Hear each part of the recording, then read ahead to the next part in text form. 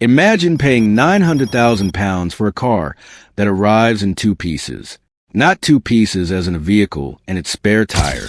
Two pieces as in the chassis separated. The gearbox cracked.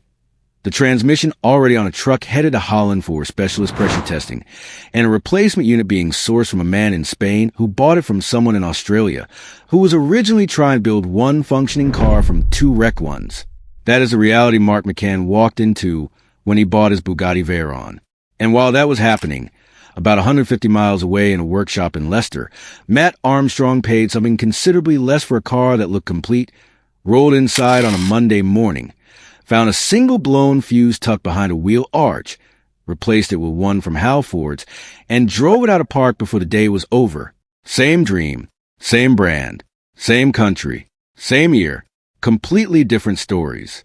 And the question that tens of thousands of people have been typing into comment sections, community posts, and replies ever since is one that nobody has actually taken the time to sit down and answer properly. Who made the better decision? Not who got luckier. Not who spent less.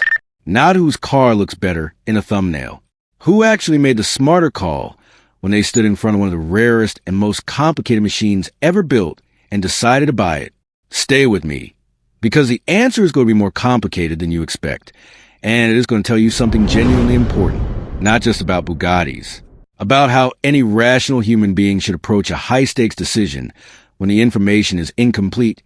The manufacturer has made it clear they will not help you, and everyone around you thinks you have completely lost your mind. Before you can compare the two decisions, you have to understand what both men were actually buying. The Bugatti Veyron is not a car in the traditional sense. It is not a vehicle designed to capture a market segment, build brand loyalty, or slot neatly into a product range. It was built to answer one single question that nobody had ever seriously attempted to answer before in the history of the automobile. Can you build a road car with 1,000 horsepower, 16 cylinders, 8 liters of displacement, 4 turbochargers, and a verified top speed of 253 miles per hour? A car that a civilian could walk into a dealership and buy, insure, register, and then drive to the shops and on a Tuesday afternoon? The answer, as it turned out, was yes, but only just, and at a cost that made the whole project economically irrational from the very beginning. Bugatti reportedly lost money on every single Veyron they built. The engineering required to keep that much power manageable, the 10 radiators, the 7-speed dual-clutch gearbox, the tires developed exclusively for the car and replaced at a cost that rivals some used vehicles. All of it added up to something that no amount of sticker price could cover. Only 450 were ever built between 2005 and 2011, and today a fully working example in comparable specification sells for upwards of £1.5 million when you can find one at all. That is the object both men were dealing with. Not a fast car, not an expensive car. An engineering artifact that was never meant to be maintained by anyone outside the factory that built it, and which Bugatti has spent years making as difficult as possible to own outside of their official network. Let us start with Mark, because Mark's decision is the one attracting the most ridicule right now, and it deserves to be understood properly before it is judged. Mark paid approximately £900,000 for a Veyron in two pieces. On the surface, in the comment section at a glance, that sounds like the worst deal in the history of YouTube car purchases.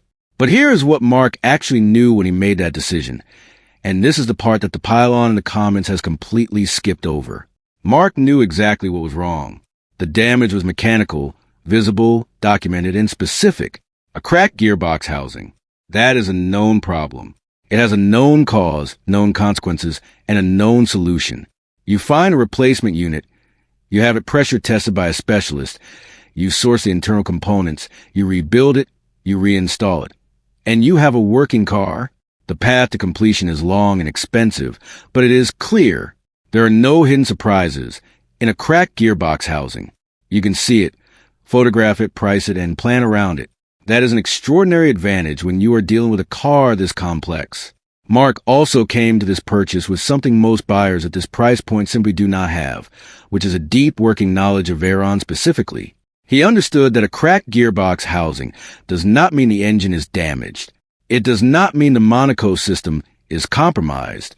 It does not mean the electrical architecture is failing or the cooling systems are degraded. It means the gearbox housing is cracked. Expensive and technically demanding, absolutely, but contained, solvable, and 900,000 pounds, while a number that makes most people's eyes water, needs to be understood in the context of what a functioning example is worth. If you pay 900,000, spend another 150,000 on a gearbox rebuild, which independent specialists suggest is an achievable figure, you've spent roughly £1 million on a car that is worth $1.5 million. That is not recklessness. That is a calculated risk made by someone who understood exactly what the risk was, had the knowledge required to manage it, and bought accordingly. The people laughing at Mark in the comments are looking at the results of two decisions without looking at the information that was available when each decision was made. That is not a fair comparison. Mark knew what he was buying. He paid a price that reflected what he knew. And when that gearbox comes back from Holland and gets reinstalled, the maths is going to look very different to the people who wrote him off. Now Matt, and this is where the comparison gets genuinely uncomfortable, because the story of Matt Armstrong's Veyron is not the straightforward story of a brilliant by that it appears to be on the surface. It is the story of a remarkable early result from a purchase that is still in the process of revealing what it actually contains. Matt paid less than Mark. He bought a complete car with a running engine, an interior in remarkable condition for a vehicle approaching 20 years old, and a gearbox that was refusing to leave park. The car was number 34 of 450, originally built for Dubai, which reportedly means it came with slightly better cooling provisions for the heat, white wrapped over a two-tone blue original paint. And it came from a repossession company, which means the previous owner stopped paying the finance at some point and let the car get taken back. All Matt received with the vehicle was the keys. No service records. No ownership history. No documentation of previous repairs. No explanation of why the finance was defaulted on. No indication of how the car had been driven, maintained, or stored in the years before it ended up in the repossession lot. That is the thing everyone celebrating the Halfords receipt has glossed over. The unknown history of this car is not a minor footnote. It is the most important fact about the purchase. And that unknown history had already left its mark before Matt ever opened the door. Someone, at some point in this car's past, looked at a blown fuse in the gearbox pump circuit and made a decision. Instead of diagnosing why the fuse was blowing, they replaced it with a larger one. When that blew, they fitted a larger one still. They kept going, working up through fuse ratings, until they found one that would hold. They eventually landed on a 40-amp fuse in a slot that was designed for considerably less. Now think about what that decision actually means.